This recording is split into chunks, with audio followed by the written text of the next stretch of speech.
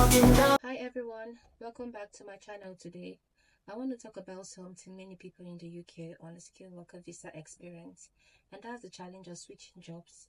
Even if you're within the same sector like health and social care, you might want to think that you're already working in the sector, so moving into another company should be pretty easy. But sadly, it's not that simple. Let me break it down. Sponsorship is tied to your employer. First of all, when you're on the skilled worker visa, your right to work in the UK is directly tied to the employer who sponsors you.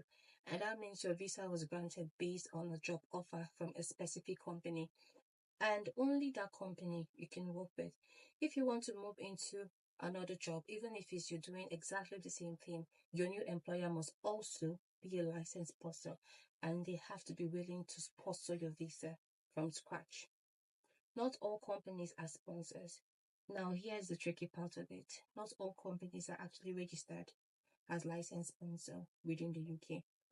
And even if they are, some just don't want to go through the whole stress, the whole sponsorship process because it involves legal responsibilities, it involves paperwork, time, and cost. So even if you're highly experienced or you're perfect for the role, the employer might prefer someone who does not even need visa sponsorship at all.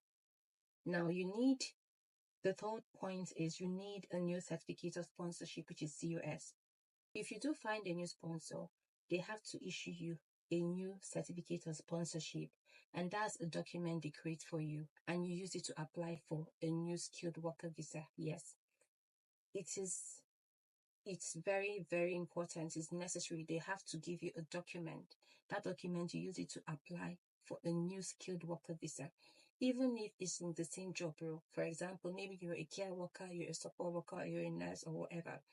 If you do find a new sponsor, they have to issue you a new certificate of sponsorship, and that's a document they create for you, and you use it to apply for a new skilled worker visa. Yes, even if you are in the same job role, for example, you're a care assistant in one care home, and you can't just switch to another home like that without going through the full process again. It's basically like applying all over again. Okay, now the third point is your salary and occupation codes matter. Each job under the skilled worker visa route has specific occupation codes, and that code determines things like minimum salary and eligibility. Remember, as at March 13th, 2025, the new salary threshold is £25,000 for healthcare workers. Okay, so sometimes you might want to switch roles that look similar but fall under different codes, and this can cause confusion or even visa refusal. Now, the salary must also meet the home office requirements, which must be different from what the employer is offering. Processing time and also employment gaps. Let's not forget time from getting a new COS to submitting your visa application and also waiting for decision.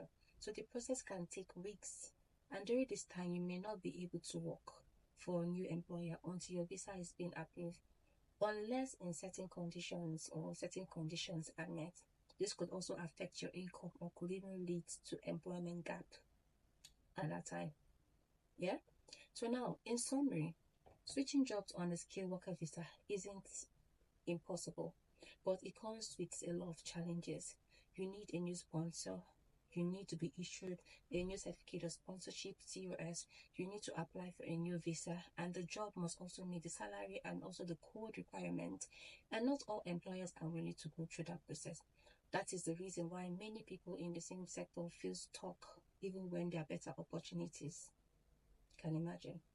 So if you find or you found this tip very helpful, please give this video thumbs up, and don't forget to subscribe for more real life updates and advice for care workers and professionals on visa in the UK. If you have any question, please, or you want to share your own experience, drop a comment below. Thank you so much. I'd love to hear from you. Bye.